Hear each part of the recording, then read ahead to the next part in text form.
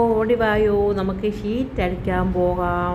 ഇതേ ഷീറ്റൊക്കെ അടിച്ച് ഞാനിതാ നുള്ളിപ്പറക്കി കെട്ടിക്കൊണ്ട് പോവുകയാണ് കേട്ടോ. ഇനി ഞാനിതാ ഓട്ടയിൽ കയറി. ഇതാണ് എൻ്റെ ഓട്ടുവഴി. ഞങ്ങളെ വീട്ടിൽ ഓട്ട് പോകുന്ന വഴിയാണ്. കുറച്ച് ദൂരമേ ഉള്ളൂ കേട്ടോ, കുറച്ച് ദൂരമേ ഉള്ളൂ. അങ്ങനെ ഞങ്ങളിതാ പോവുകയാണ്.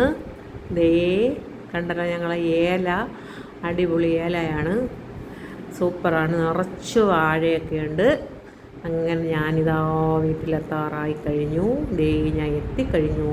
അതിനുശേഷമാണ് കേട്ടോ ഇന്നത്തെ പരിപാടികൾ. അടുക്കള പണികളെല്ലാം തകർത്ത് നടക്കുകയാണ്. ഇന്ന് നമ്മളെ നവരയാണ് കേട്ടോ. നവര രത്നമ്മ ചേച്ചി ചോദിച്ചു, നവര മീൻ ഞങ്ങളുടെ നാട്ടിൽ, അതായത് ഞങ്ങൾ തിരുവനന്തപുരം നെയ്യാറ്റിൻകരയും നവര മീനെന്ന് തന്നെയാണ് പറയുന്നത് കേട്ടോ.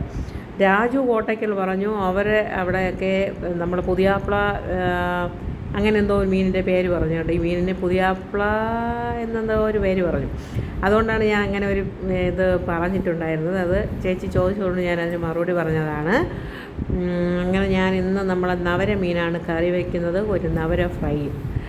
പിന്നെ ഇതൊക്കെ തന്നെയാണ് എൻ്റെ വീട്ടുവിശേഷങ്ങൾ. എല്ലാവരും കാണും നവര. പിന്നെ നമ്മളിതാ ഒരു അടിപൊളി രസം കേട്ടോ, നല്ല തട്ടിക്കൂട്ട് രസമെന്ന് പറഞ്ഞാൽ സൂപ്പറാണ് കേട്ടോ. ഇതിൽ നമ്മൾ വെളുത്തുള്ളി, ഇഞ്ചി, പച്ചമുളക്, തക്കാളി, മല്ലിപ്പൊടിയും മഞ്ഞൾ, ഉലുവ, കായപ്പൊടി, മറ്റേ നമ്മളെ കുരുമുളക്, ഇതെല്ലാം കൂടി ഞവടി പിഴിഞ്ഞ് തിളപ്പിച്ചെടുക്കുന്നതാണ്. അത് കഴിഞ്ഞ് നവര ഫ്രൈ ആയി. അങ്ങനെ ഞാനൊരു ചെറിയ അവിയൽ വയ്ക്കാം കേട്ടോ. ഒരു മരിച്ചിതാ കാണില്ല, ആ ഒരു മരിച്ചിനിയുണ്ട്. ആ മരിച്ചിനി കുറച്ചൊക്കെ നമ്മളെ മുരിങ്ങക്കായൊക്കെ കൂടിയിട്ട് ഒരു അവിയൽ വെച്ചു. അങ്ങനെ മീൻകറിയും രസവും പിന്നെ മീൻ ഫ്രൈയും മരിച്ചിനി എല്ലാം കൂടെ ചേർന്ന അവിയലും, ഇതൊക്കെയാണ് കേട്ടോ ഇന്നത്തെ ഉച്ച ഊണ് വിഭവങ്ങൾ. പിന്നെ എന്തൊക്കെയുണ്ട് വിശേഷങ്ങൾ? എൻ്റെ എല്ലാ കൂട്ടുകാർക്കും സുഖമാണെന്ന് വിശ്വസിക്കുന്നു. പ്ലാവില ഞാനിവിടെ തന്നെ ഉണ്ട്, എനിക്ക് സുഖമാണ്. പ്ലാവില ചോദിച്ചിട്ടുണ്ടായിരുന്നു, അതുകൊണ്ട് പറയുകയാണ്.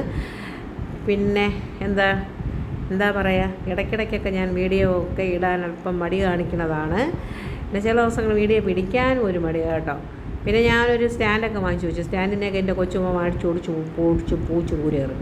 അപ്പോൾ ദേഷ്യം വന്നൊക്കെ ഞാൻ പിന്നെ കുറച്ച് ദിവസം ഇടാതൊക്കെ ഇരിക്കും. പിന്നെ ഇവനല്ല കേട്ടോ, മറ്റേ ആളാണ്. ആ ആളിന് എന്ത് കണ്ടാലും ഒരു വിരിവിരിപ്പാണ്. അങ്ങനെ കുത്തി പൊട്ടിച്ചൊക്കെ വെച്ചിട്ടൊക്കെ അങ്ങ് പോയി. പിന്നെ മീൻ കറി റെഡിയായി കഴിഞ്ഞു.